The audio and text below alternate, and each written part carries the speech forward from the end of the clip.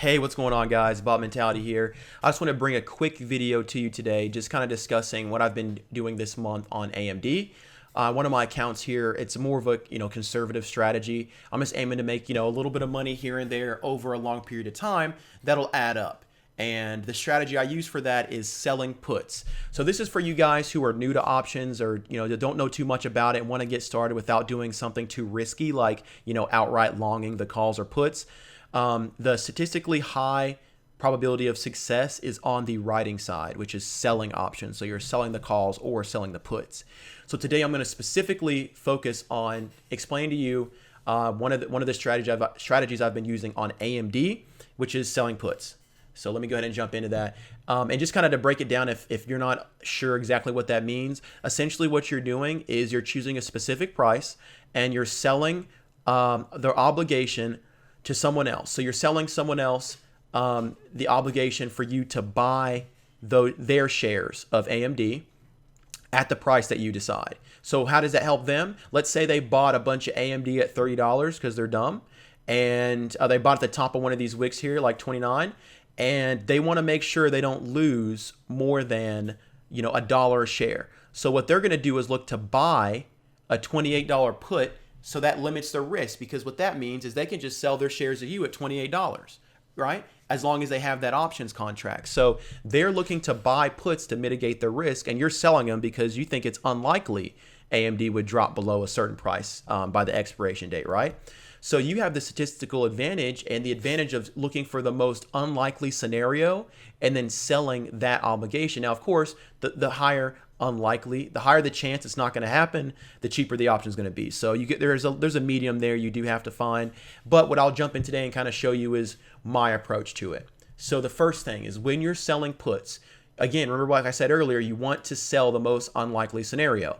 Why? Because in the situation where you sell the options to the person who's looking to mitigate their risk and the date comes and they can't exercise the option because it didn't reach the price you decided on below that price, then what happens is you keep 100% of the premium. So whatever you sold the option to them for, you keep it all, and that's it. The trade's over, and you are no longer obligated to buy their stock from them. If the contract expires, with what we call worthless to them, right? So that's what you're looking for. You're looking for the most unlikely scenario. I hope I explained that as basic as I could, and to help. I hope that I explained that in a way to where it's easy for you guys to understand. So in this situation on AMD, essentially what you're looking, why I like this chart is you want to sell puts in stocks that are slowly uptrending. So there's a high probability you're going to be right over a long period of time, right? So at any point here, if you had bought or if you had sold puts a month out, there's a high percent chance it would have expired completely worthless in their hands and you would have kept 100% of the premium. So in this situation, why I like AMD is because if you'll notice here from the beginning of April till now, we've been in a very tight range. And it's a cheap stock, so you don't need a ton of money to get into this and make a very nice amount of money, I think, over a month with little to no work. I mean, it's not like you're day trading this thing. You just sell it and come check it at the end of the week, pretty much. You just set some alerts. You're pretty much taking 2 minutes of your day to sell these puts and then making money at the end of the week.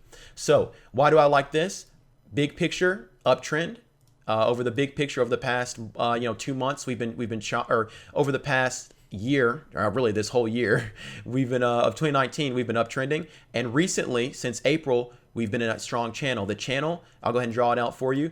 I like to look at it from a horizontal perspective, but you can draw it however you want. The channel is between 26 and 28, and this has been paying me for the past like 2 months. Okay, so what does that mean? That means when we get over 28, is not a good time to sell puts. When we get over 28, we see resistance and we see a sell-off. When we get close to 26, we see the buyers come in and it moves up. You'll notice that earlier in the month of April, we were a little bit higher, but once we got here into the 1st of May, it was pretty much buy the 26, sell the 28. That's all it was. So what I was looking to do was sell puts below support in an uptrending or horizontal trend stock where I can predict where the support's going to be at. So what I was doing throughout this whole month was selling either the 25 strike puts, the 26 strike puts, or the 26.5 strike puts, and I won on all of them, guys. So it's a high probability of success, and this is what I'm looking for, just that chop.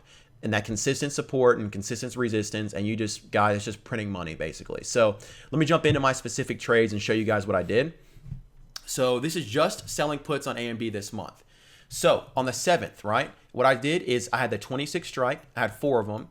So it was 20 cents. I sold them each for 20 cents. So you multiply that by 100. So you're looking at $20 per contract is what I made. I made a total of $80 on this because it expired, completely worth this, because the price did not expire below 26 by May 10th, right? And I'll go ahead and I'll zoom in here and just show you where that was at. Let's see. I'll do this here. On the 10th is right here, okay? The price expired up at 28. And when did I sell them? I sold them on, let me zoom in here. I want to make sure I have the exact date here for you guys. I sold them on the 7th. So the 7th was this day right here. You see we sold off and we pulled back, and we pulled back down here at 26. I took advantage of the increased premiums on the puts, sold for the 26 strike, right? 26 strike, yep. And then we ended up closing where on May 10th?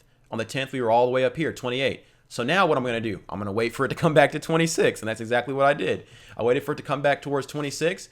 On the 13th, I sold the 25 strike puts, right? On the 13th, right here, on this day.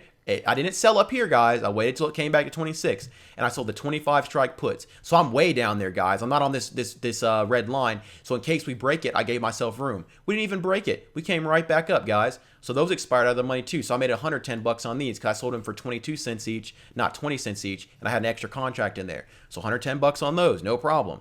What do I do the next week? So on the 22nd, I sold the 26.50 puts, okay, for the 24th expiration. So the 22nd is this day right here.